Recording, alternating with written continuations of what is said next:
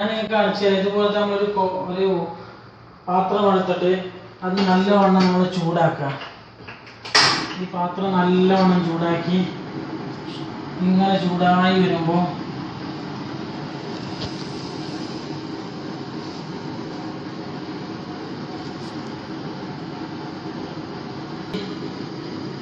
ഈ കുടം നന്നായി ഇതുപോലെ ചൂടായി വരുമ്പോൾ നമ്മൾ ഇതുപോലത്തെ ചവനപ്പം എടുത്തിട്ട്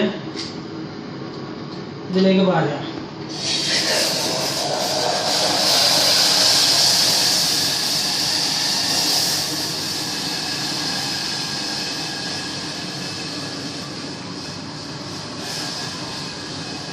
മുഴുവനായിട്ട് പോലെ ഇത് തിളച്ച് നല്ലോണം തിളച്ച് വരണം.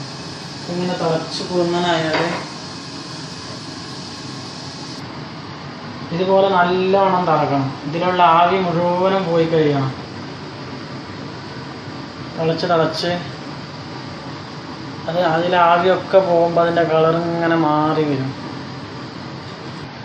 ഇത് കണ്ടോ, ഇത് കരിഞ്ഞ അവസാനത്തിലെത്തിയപ്പോൾ കണ്ടോ ഇതിൽ ഡാറ് പോലത്തെ ഒരു വസ്തു. ഇതിലെല്ലാ വെള്ളങ്ങളും നീരുകളും പോയി കഴിഞ്ഞ് ഇതിപ്പോൾ വെറും ഡാറ് മാത്രമായി. ഇത് നമ്മൾ കുടം പറ്റ കേടുവന്നു. പക്ഷെ അതുകൊണ്ട് നിങ്ങൾക്ക് ഉപകാരപ്പെടുമെന്നുള്ളത് കൊണ്ടാണ്. കണ്ടോ കറുത്ത പുകകൾ ഇതുകൊണ്ട് വരുന്നുണ്ടോ. ഇതാണ് നമ്മളെ ശരീരത്തിൽ ചെല്ലുന്നത്. അത് ഞാൻ കാണിച്ചു തരാം.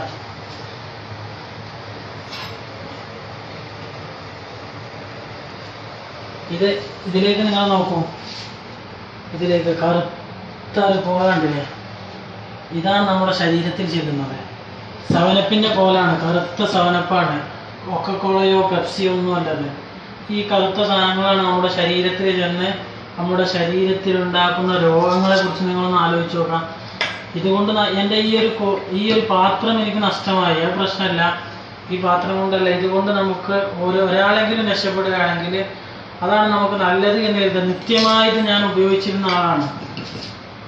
ഇങ്ങനെ ഞാൻ ഇതിനൊരു പുസ്തകത്തിലൂടെ വായിച്ച് ഞാൻ ടെസ്റ്റ് ചെയ്തപ്പോൾ എനിക്ക് മനസ്സിലായതാണ്. ഇതാണ് ഇതിൽ നിന്ന് കൊക്കക്കോള സെവനപ്പിൽ നിന്ന് വന്നതാണിത്. ഇതുപോലത്തതാണ്. നമുക്കറിയാം വെളുത്ത കളറുള്ള ഒരു സെവനപ്പാണ് ഈ കാണുന്നത്. ഏതുപോലെ വെറും ഡാറാണ് ഈ കാണുന്നത്. ഇത് നമ്മുടെ ശരീരത്തിൽ ചെന്നാൽ നമ്മുടെ ശരീരത്തിൽ ഉണ്ടാക്കുന്ന രോഗം എന്തൊക്കെയാണെന്ന് നിങ്ങളൊന്ന് ആലോചിച്ച് നോക്കുകയാണെ. ആ പച്ചവെള്ളം അതിലെ നീരൊക്കെ പോയി കഴിഞ്ഞപ്പോൾ ഉണ്ടായ വസ്തുവാണിത്. ഇതുകൊണ്ടൊരു കുടം നഷ്ടമായി. ഇത് നിങ്ങൾ പറ്റുന്നിടത്തോളം എല്ലാവർക്കും ഷെയർ ചെയ്യണം. ഈ കാണുന്നതാണ് ഒരു സെവനപ്പ് മുഴുവനായിട്ട്.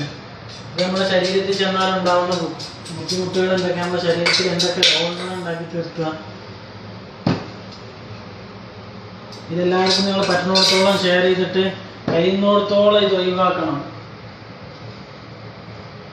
ഓക്കെ, ഇതെല്ലാവരും ഷെയർ ചെയ്യുമല്ലോ. എന്നാൽ ശരി, അടുത്ത ആഴ്ച നമുക്ക് വീണ്ടും കാണാം. അസ്സലാമു അലൈക്കും.